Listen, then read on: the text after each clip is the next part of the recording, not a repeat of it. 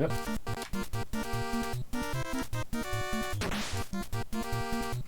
Okay, now get back over here, militant deer.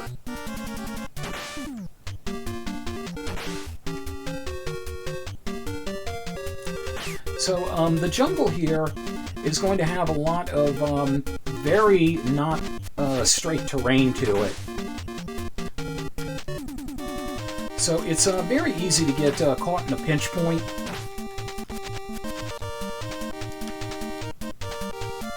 Get over here and take your medicine.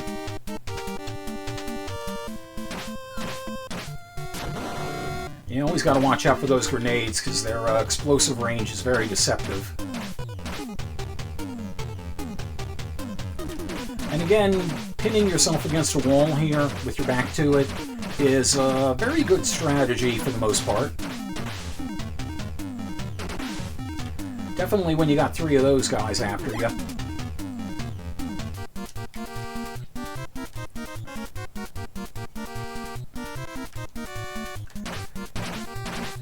Oh, you probably noticed by now, you can't actually get knives out of the black troopers.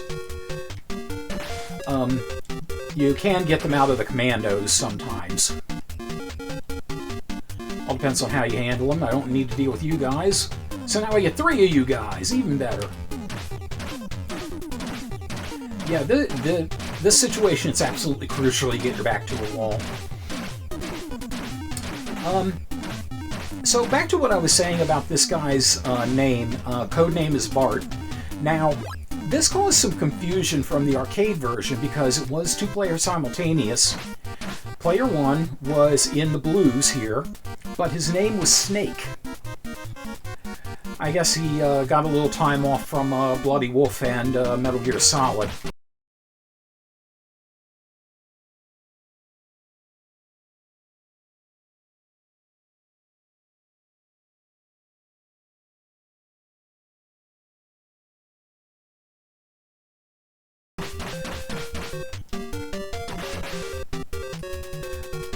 The player 2 was in red and was named Bart. But when this came to the NES, they took the 2-player simultaneous out, unfortunately. And they kept the player 1 colors, but gave him the player 2 code name. Very strange. I almost panicked for a second there when I saw the knife coming at me, and I forgot this guy could do that. Leaping like rabbits. There's probably some skill or some battlefield advantage to that, but damned if I can think what it is. I'm guessing if he pisses everybody off, that's the guy they send into the minefield to look for duds. And just got a shitload of green berets here. Fortunately, I have the brass knucks.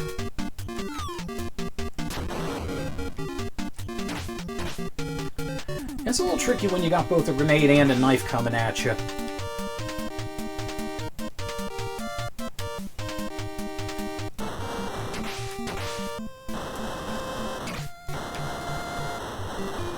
These guys are just so goofy.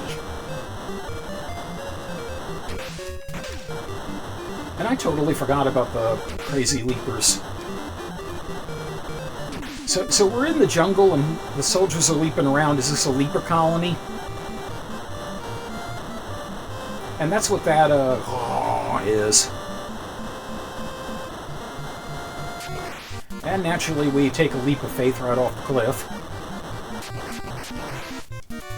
And frogmen pending.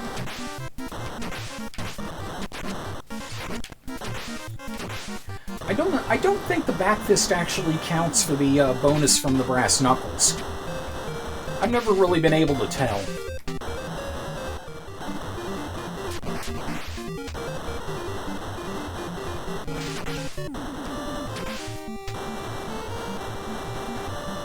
The advertised fun and games. Oh yeah. Welcome here. We got them. And you see every once in a while you run into a frogman that's tougher than the rest of them. Also, in addition to not being able to kick, I cannot jump kick in the water.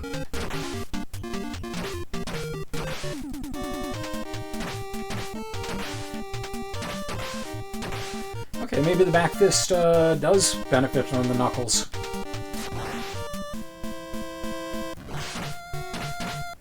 I mean, I can see why it wouldn't, because you're, when you do a back fist, you're hitting with literally the back of your hand, you know, not your knuckles.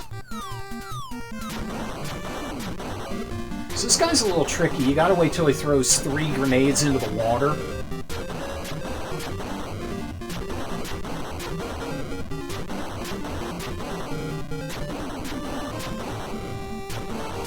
Eventually he's supposed to.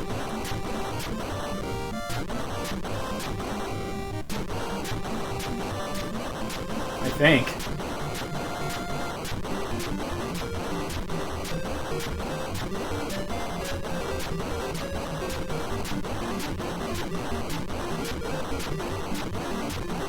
Okay, well he's not... I thought he was supposed to turn around and throw 3 grenades into the water. And that was the cue to go. But... I don't know, he didn't want to do it there. I always remembered him doing it. But at any rate, he always threw him to the bottom of the screen, so I could just go up on the top of the screen and GTFO. I POW GTFO. Hold on to this just in case. Okay, that was a good call.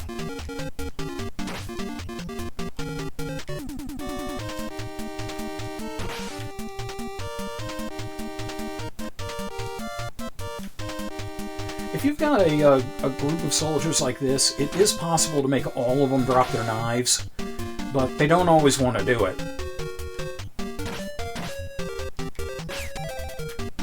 So it's never a certainty. Also, I just noticed the happy little face down there next to the ×4. And hello, Joseph. Very good to see you. How are you doing?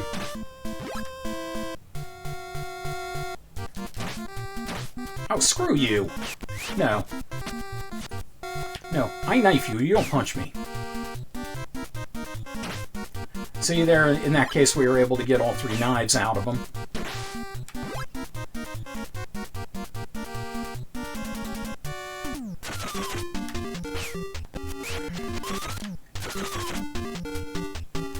And just to give you an idea how tough the Green Berets are, guy took a flying knife, didn't go down.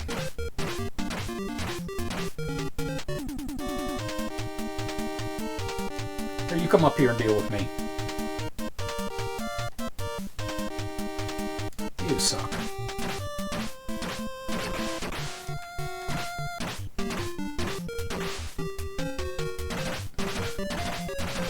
Oh, okay. I between this I've been playing this game too long because I glanced over at the chat and I thought it said doing all right, just finished putting away grenades. I'm like, well, can you spare one for me? I could use them right now.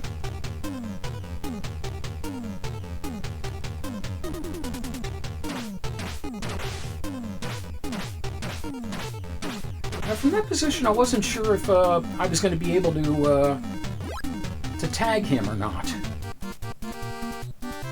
But apparently so.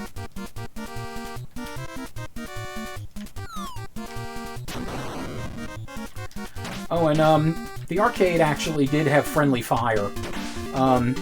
So you could do things like knock over a motorcycle and have it explode and kill one of the enemy soldiers. And kill them with somebody else's grenade and such. And here we have the boss. This is Angel. And I'm gonna let him kind of show what he can do. Okay, fuck you, that's enough. Angel is basically one of those giant fit bat kind of guys, like Karnov.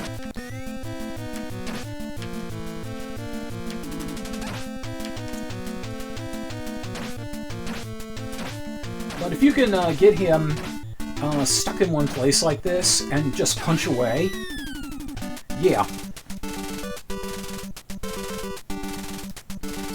From now on, we infiltrate the enemy's camp, as opposed to what we were doing all the way up to this point. The Goon-E's aren't good enough for this POW.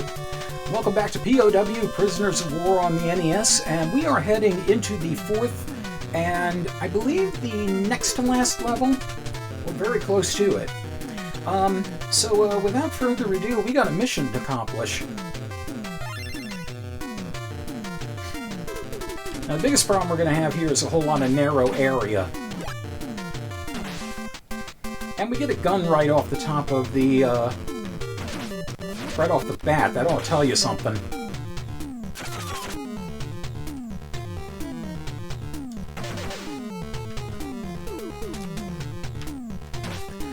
You do want to be careful with the Green Berets if they do that flip, because if you're just standing there and doing the gun butt, it's not always going to hit correctly.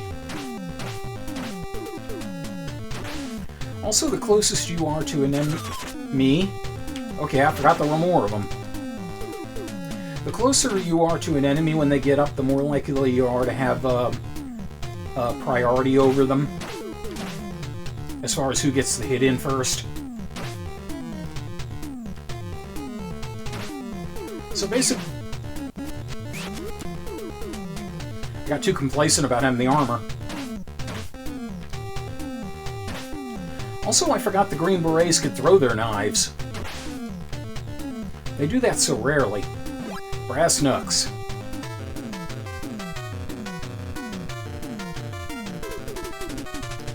As you can see, we got very little real estate to work with as far as the depth of field.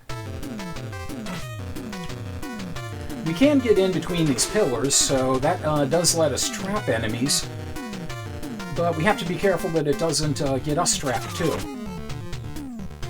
I am going to use so many bullets trying to hunt down the extras here. But the extras are absolutely worth it. Also, you see this hole does not count for you.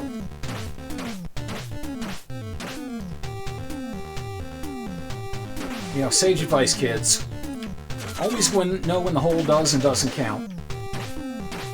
I think I shot... I'm so used to using the turbo button, I think I shot off 2 bursts there, but... You know, whatever. I would have needed 2 to get the second one.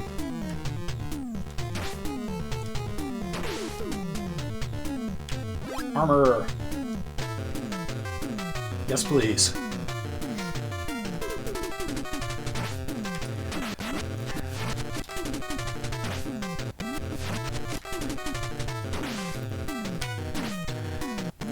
One thing I forgot to mention in the previous video, by the way, the arcade, in place of bosses, generally just had a whole bunch of goons show up at the end of the level. Almost got all 3 of them.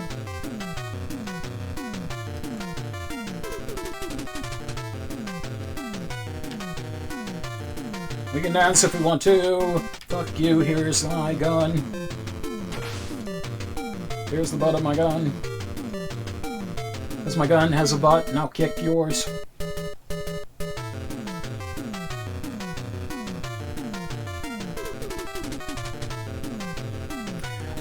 At the end, I just remembered the other thing. At the end of level 1, the protagonist here, Bart, was shown inside a actual tank.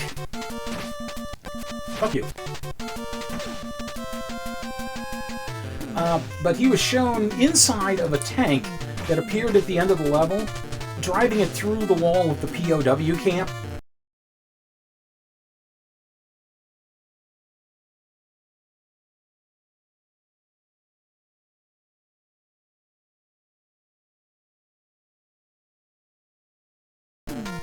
But in the next level, no tank.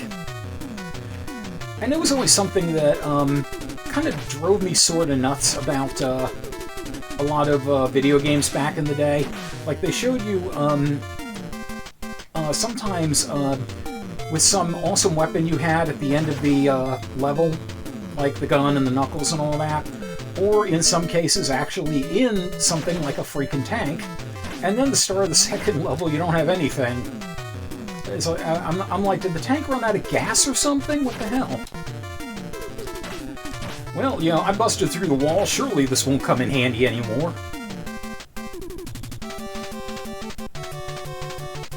Yeah. You know, you might need that tank later. You know, for all you know, the boss of this whole outfit's the Kool-Aid Man. Destroy the world economy. Oh, yeah. No one will be able to afford anything but Kool-Aid.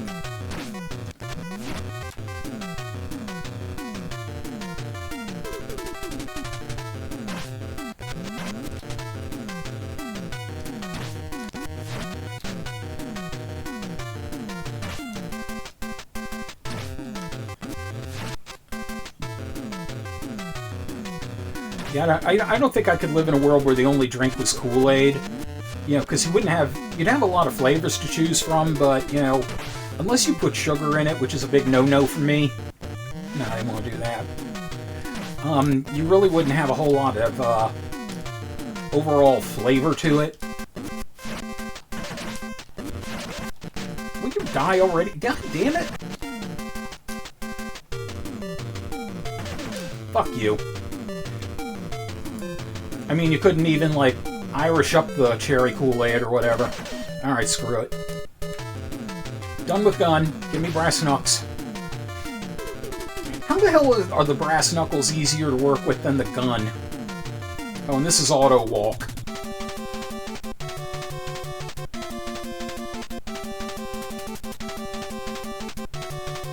So I think we got some, going right after I complain about the gun. Here's a guy with a gun.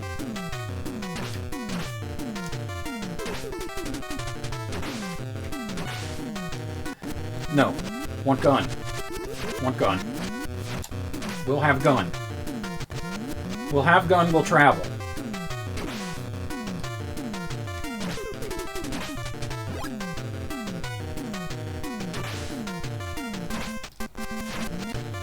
Stop stabbing me.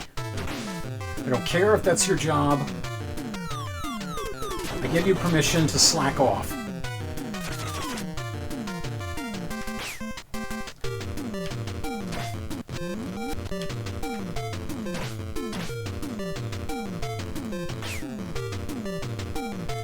Yeah, that's not a good situation to have the Green Berets, or in this case, shit brown Berets on both sides of you.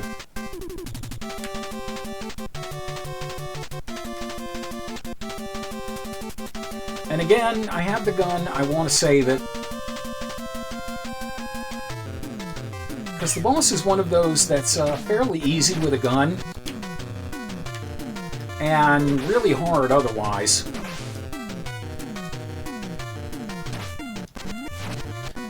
Oh, for fuck's sake. I got rid of the special, you know, forces. Why the hell are you a problem? And now the actual, well, kind of teal berets. The disadvantage of the NES color palette. One other thing that made the arcade so difficult, the NES limits the amount of active sprites at any given time to avoid slowdown. And when it doesn't, you get slowdown. But the arcade could have, I think, 5 or as many as 6 enemies on screen at a time. Even then, they were really nicely detailed, however. Like, you actually had, instead of just sprites flipping back and forth like this, they actually had sprites showing up and down movements, so you got to see kind of a 45-degree angle on the characters.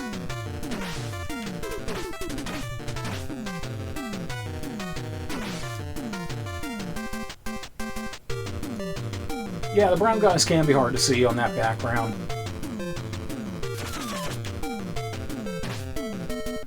I don't think I can get into that room just yet. Nope. And I don't know if that guy can get... Yes, he can get behind me. Not something I want.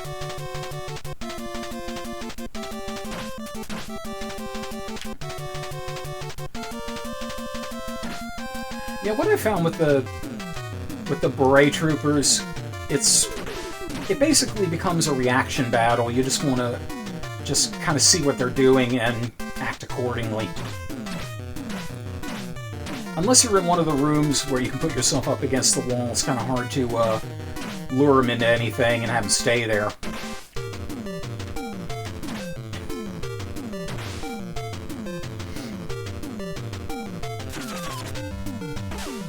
Oh, Don James, what the hell?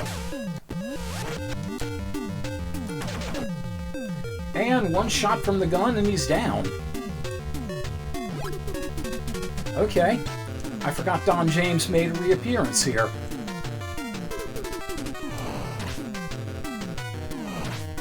Okay, and already I've screwed this up.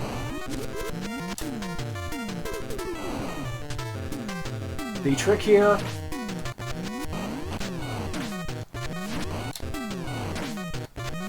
is something other than what I'm doing, clearly. As I always understood it, the idea here was just to run.